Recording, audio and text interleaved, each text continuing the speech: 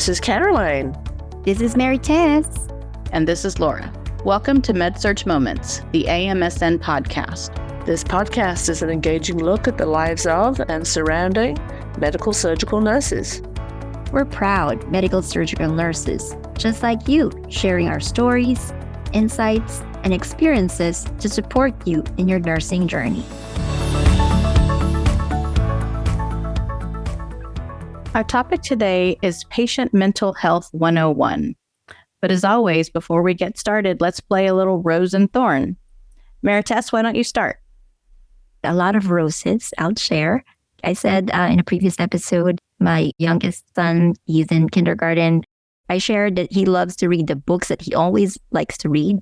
That's the only one that he wanted. So what we did was we added a little bit of the pages, a little bit of pictures and the colors, and now he's reading other books with that. So it's more of like an integration of things. Another rose I wanted to share is my cooking. I did my first signature dish. I did a stew with shrimp in an Asian dish. It's called Tom Yum. The kids love it. They said, "Mommy, did you buy this somewhere?" And I said, "No." That's not kind to say, but they loved it. And so I think I'm on that road to really harness that cooking skill because, like I said, my husband cooks. I can work 24/7, but no cooking. Caroline, you mentioned before your husband cooks. He cooks, I clean. Yes, I can do that too. I can't do ironing. I can clean. So I think I'm on the road to learning how to cook really. And the thorn part, I'm still struggling with the time management. I think I'm spending more time overthinking. I'm looking at my to-do list and then trying to write how long I'm sitting on our patio, just reading or thinking. Again, procrastination, overthinking, those are the things that are really time killers. I kind of figured that out now, so we'll see you next episode. Caroline, what is new with you? Well, we can't wait to hear more about that. I do admire anyone that can cook a meal that has several things and it all comes together at once. That's another skill that my husband has. He manages to time everything so that it all comes out at the same time. Me, if I'm cooking more than two things, which is a very rare occasion, there's always something that has to go in the oven or the microwave to warm it back up because I cannot coordinate the timing of everything. It's a thing with men, I guess. You're right. Maybe. They just put everything and tastes very good. Yeah, I have no idea. I really don't. So roses, my youngest daughter moved back home a couple of months ago. I think I may have shared that. She graduated from college, was on her own. She was doing quite well, but not really as well as she had hoped. So anyway, she moved back home to Georgia and she just got hired with a company that does wedding makeup and hair. I have no idea where she gets her creative streak from. And even though I'm her mom, she really does a beautiful job. So she's very excited to be working for this company and is being kept very busy with makeup and hair for weddings. So I'm very happy about that. The thorn, it's kind of a bit of both. We have very, very close friends that live in Memphis, Tennessee. And it was hard enough to see them when we were in Tennessee, living in Georgia, but it was at least drivable. They moved this summer to Burlington, Vermont. And so if you get your atlases out, everyone, and see that that's a very great distance from Georgia. Well, because my husband was taking his next assignment in New York, yours truly said, well, why don't we drive to Vermont and go and see our friends? And then it's only 5 more hours, they're back down to New York City. So it took us 17 hours. We crossed, I don't know how many state lines and discovered that Burlington is only 35 miles from the Canadian border. So we just popped over into Montreal for the day. So I'm using this as my thorn story only because it's a long time to be in the car with someone in a whole lot of nothing.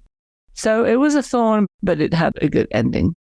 So Laura, what about you? My main rose right now is that my daughter is getting ready to go back to school. She is in her, hopefully, final year of college. She has taken the scenic route.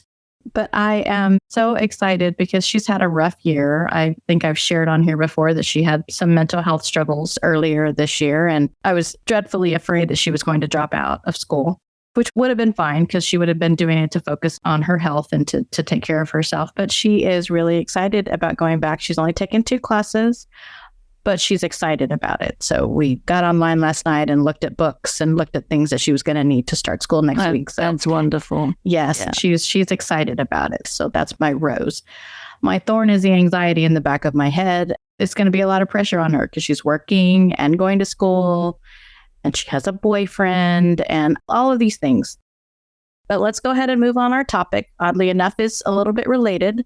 Today's topic is one that I suggested, like I said, Patient Mental Health 101.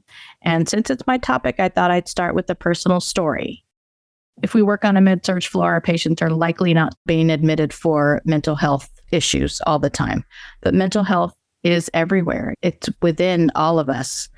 So I'd like to tell you a story about my father.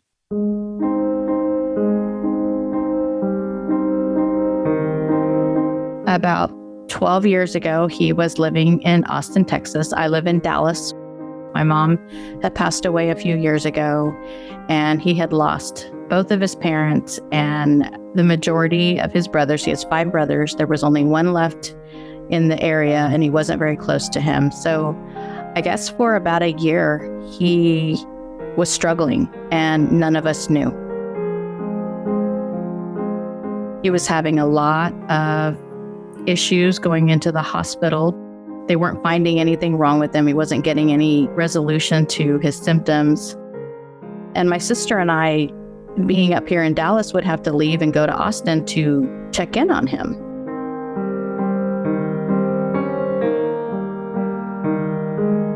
And we noticed that he was starting to sell off a lot of his prized possessions.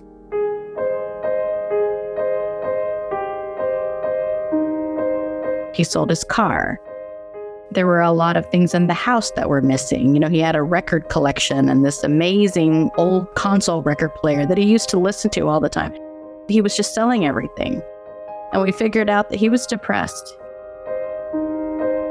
He thought, there's nothing left for me here. I may as well just, it would be better if I wasn't here. And he just kept going into the hospital. So we kind of made the decision to move him up to Dallas with us. And I'm telling you, once he moved to Dallas and he was around us, he made a complete turnaround.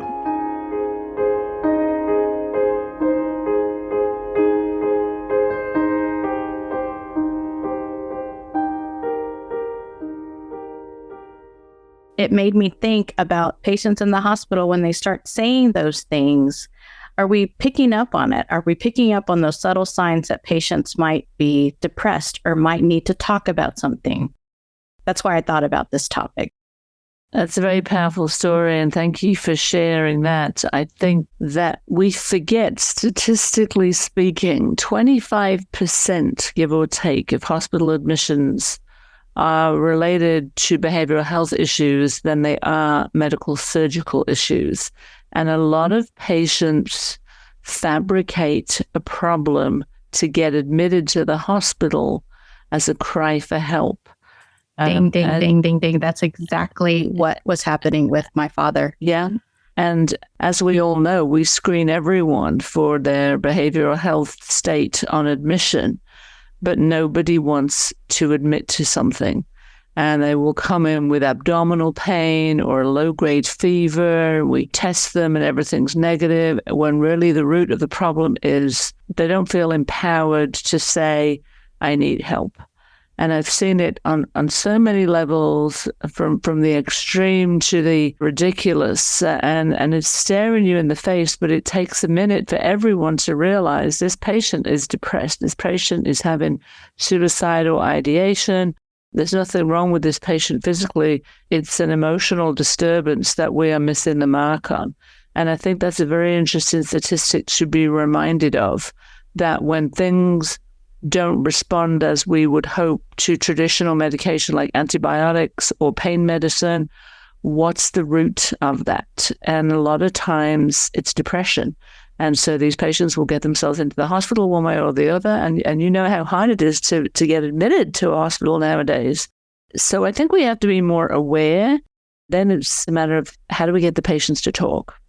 Because we're still in an environment where it's not a topic that we discuss comfortably, because we fear that we're going to be judged, or the patients fear that they're going to be judged. And I think as medical surgical nurses, it puts us in a very powerful position to say, it's okay to not be okay. Let me help you. I have so many thoughts coming into my mind. It's a lot of stories, ideas. Like I mentioned previously, I worked in a med surg floor, but also half of the floor is a psych floor. So it's a med surg psych floor. And so I've seen this with so many patients. They come in with a symptom, a diagnosis, but they're really not physically sick. They're emotionally drained. They're neglected. They're abused by their family partners, and they don't know what to do. They feel helpless. And it's up to us as nurses. How do we bring that story out? I like what you said, Caroline. We have to really listen. And to Laura's point, subtle signs and symptoms, looking at all those signs. I remember a patient that I took care of when I was still working at the bedside.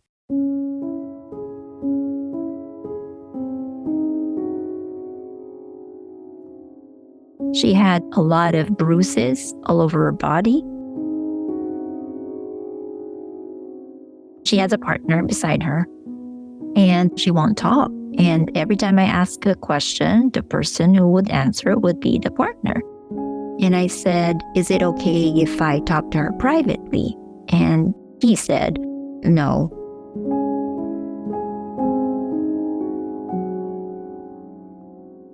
And so I knew that there's something going on. So I escalated it because my chain of command.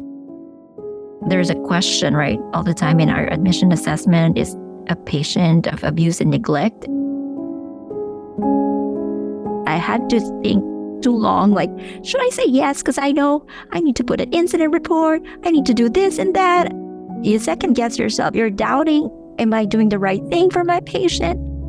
And I just did it. I said, yes, this patient is an abuse and neglect. And I was working night shift at that time.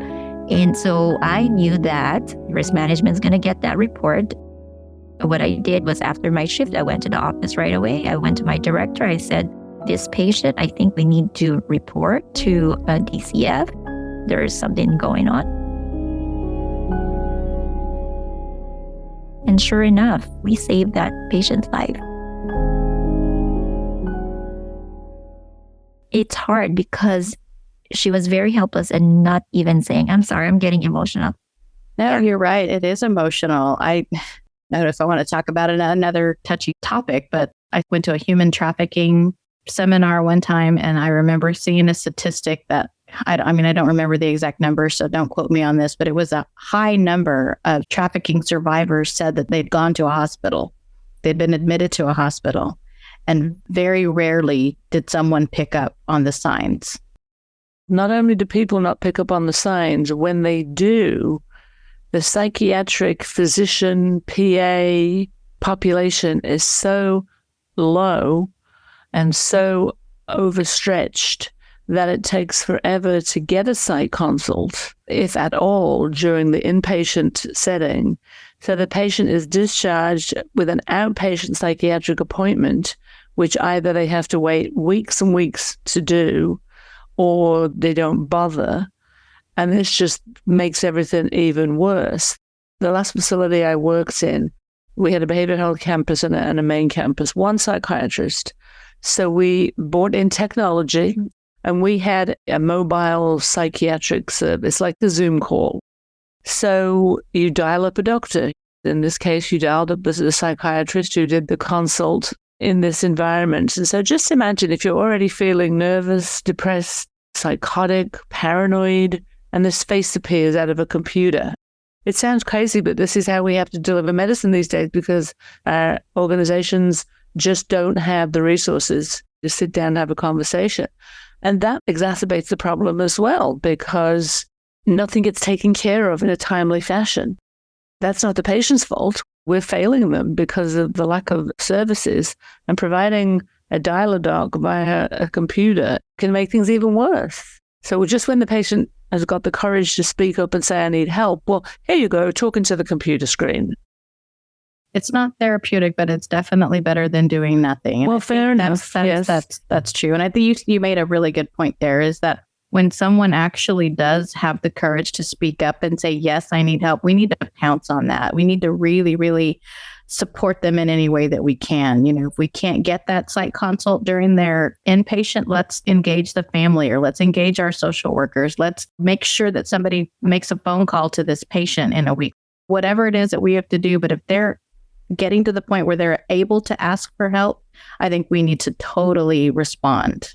Absolutely. Talk about autonomy. We have to speak up for the patient. And if you're being pressured to discharge them, we have to step up to the plate and say, absolutely not. This is dangerous, and the end result may not be good unless we get this patient in front of a psychiatrist sooner rather than later. Yeah, we need to have a plan. We need to have that feedback loop. We need to make sure that they make that follow-up appointment, and then we need to make sure that they kept that follow-up appointment. And I know those are resources that we may not have in the hospital, but hopefully there's a friend or a family member.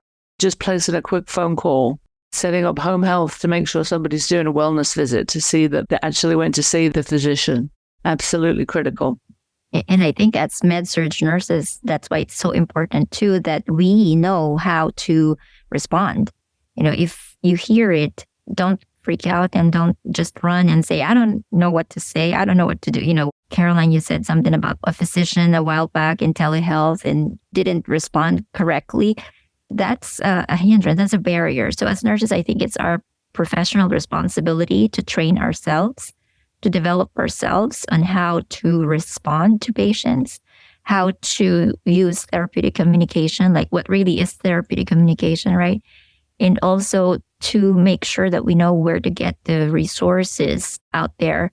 I will briefly share, my daughter volunteers in the crisis text line 988.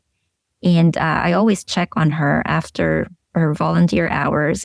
I know why she does that. She doesn't say the reason. She's probably going to listen to this podcast, but I know why, because she knows that at some point, probably she would freeze. She would have like a mental breakdown, kind of. We don't know, right? Because there's really a slim chance that something may happen after that interaction with one of the patients. And it happened one time. And so I told her, always reflect on it. Yeah. And it did happen one time. And she just said, Mom, are you available? I'm done with my crisis volunteer hours. And I said, yeah, of course, we can talk. And I think for her to acknowledge that she needs help after an interaction, after a heavy conversation, I think as nurses, we also need to acknowledge that we need to talk to someone, talk to a coworker, a family member, or another support system, because we don't know what's going to happen after hearing all these stories. You bring up some very good points. And I think the younger generation, the millennials, whatever we want to call them, they do much better asking for help than the baby boomers. And our younger patients are the ones that we really have to be in tune with when they're coming into the hospital multiple times with the same problems and nothing's getting better.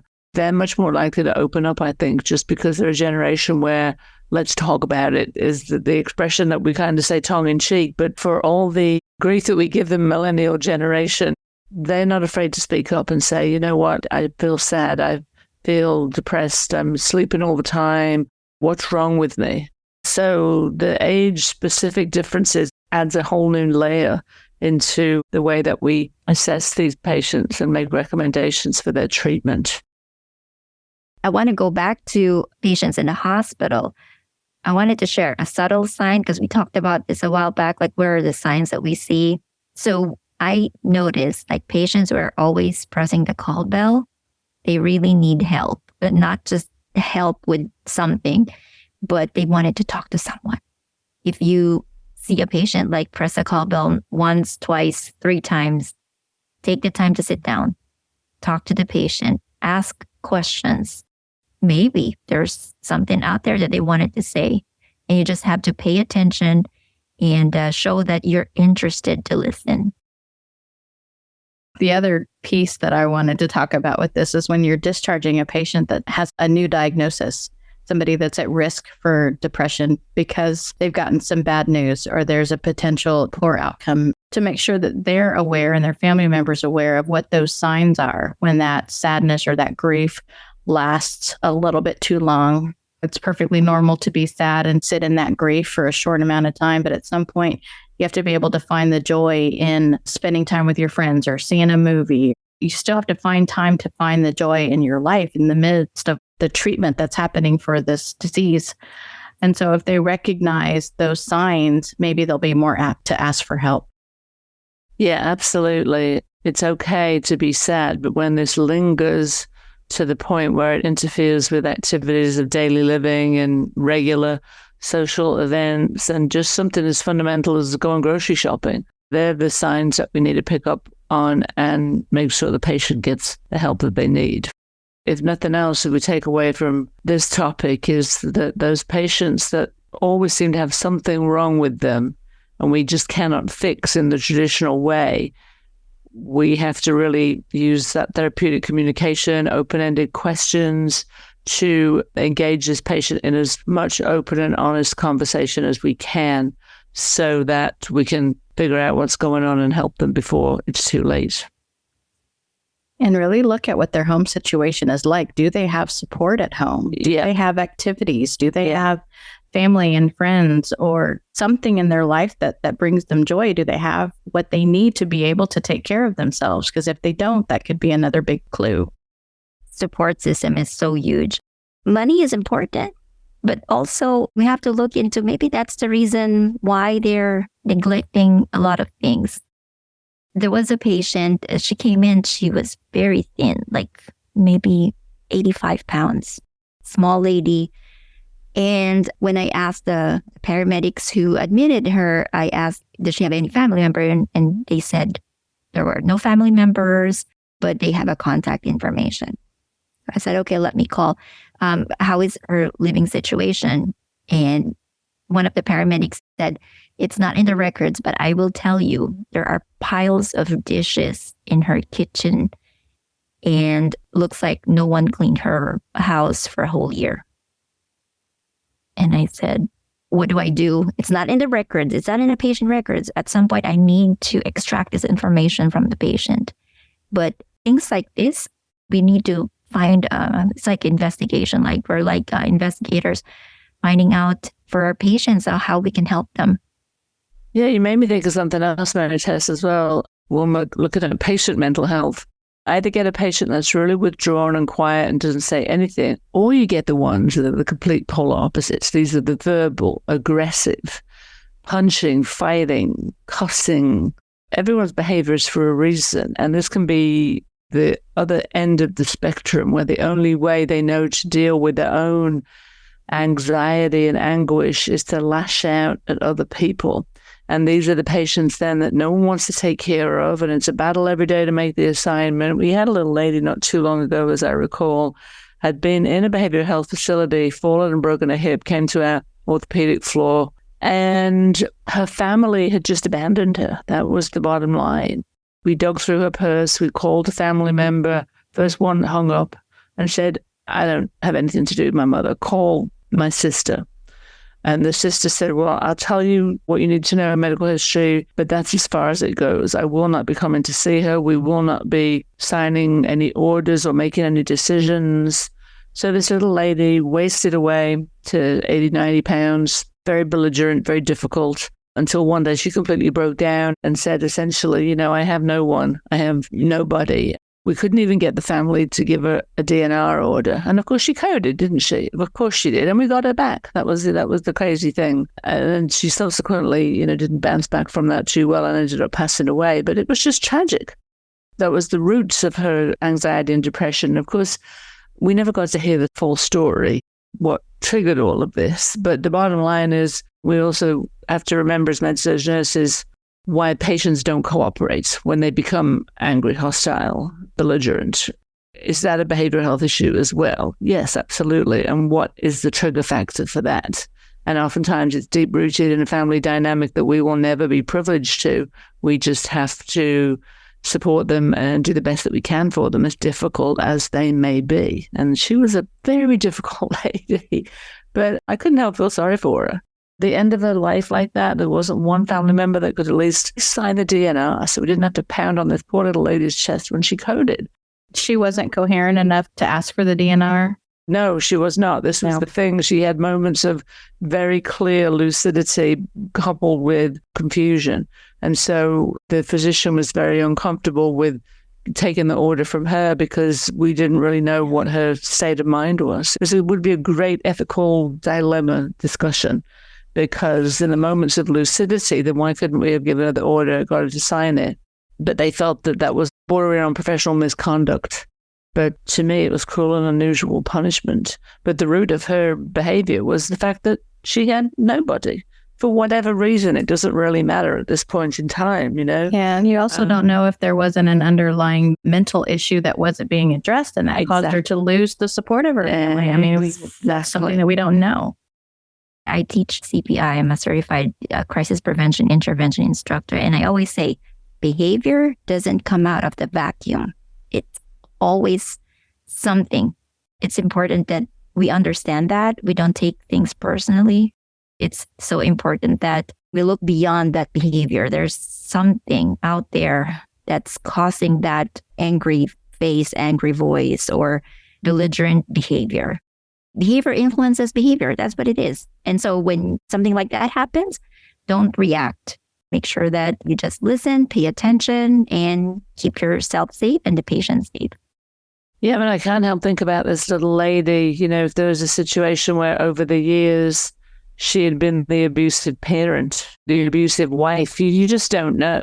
Maybe that's why the family was struggling. And that's a very difficult dynamic to take a deep dive into, because typically people are not going to really open up about things like this. And I think if we have any kind of inclination or intuition that something is amiss, then at least from the inpatient standpoint, we have case management, we have social services, we have the Department of Family Services that can come in and make the patient award the court. We do have that at least to fall on. But of course, once the patient's discharged, that cycle of abuse just continues, and there's very little that we can do. Until the next time they're admitted. Until the next time, exactly. If we can intervene a little bit earlier and recognize these signs a little bit earlier, maybe we can prevent or prolong some of these situations. Yeah, I think we just all have to remember that not every medical surgical issue is a physical issue, that there is much more to be aware of and assess for, it being a emotional or psychological issue. Sure. It's a question I think we need to ask ourselves more often than we do right now. Definitely. All right. Well, believe it or not, we are just about out of time. But before we go, let's quickly summarize what we talked about today. Many times, hospital admissions are more likely to be for mental health issues posing as medical surgical issues. Oftentimes, these patients can be depressed, neglected, or abused. We must learn how to talk to these patients, to sit down, ask questions, pay attention, really listen. Do what you can to try to win their trust, which is going to pave the way towards additional resources and options for them. Inquire about their home situations. Always check with their support systems, their family history, any other factors that might be contributing. We must be aware of these issues, look for signs of abuse, and determine the best way to talk to these patients and also the best way to respond to these patients. Know your hospital's procedures for escalating signs of abuse or if a patient asks for help. Know what the resources are available to you for these patients through your hospital. Always create a plan and provide a feedback loop for these patients after they leave the hospital. A lot of great stuff we talked about here today. Thanks for joining us. We'll see you next time. We look forward to connecting with you on the next episode of Med Surg Moments, the AMSN podcast. In the meantime, we want to hear from you. Send us your questions, topic ideas, and feedback via our official Med Surg Moments email address, amsnpod@amsn.org. That's amsnpod@amsn.org. I'd also like to remind you to become a member at AMSN or renew your membership at www.amsn.org. You receive lots of cool benefits and perks, such as discounted pricing on the annual convention and continuing education. We encourage you to help us spread the word and subscribe to the Med Surg Moments podcast via your smartphone podcast app to receive notifications of future episodes. Please be sure to leave us a review and recommend Med Surg Moments wherever you get your podcasts to help us reach even more listeners. I invite you to join the conversation by sharing your ideas and questions on AMSN's Facebook, Instagram, LinkedIn, or Twitter pages. And don't forget to add hashtag MedSurgMoments to your post. Simply enter AMSN in the search field on any of these social media platforms to connect with us. The content within the Med Surg Moments podcast represents the views, thoughts, and opinions of the co-hosts and may not necessarily reflect the views, thoughts, and opinions of the Academy of Medical Surgical Nurses. Until next time, I'm Caroline. Laura. And this is Maritess. And always remember, Med Surg Moments is a moment in our lives, a moment in our med surg careers that makes a huge difference.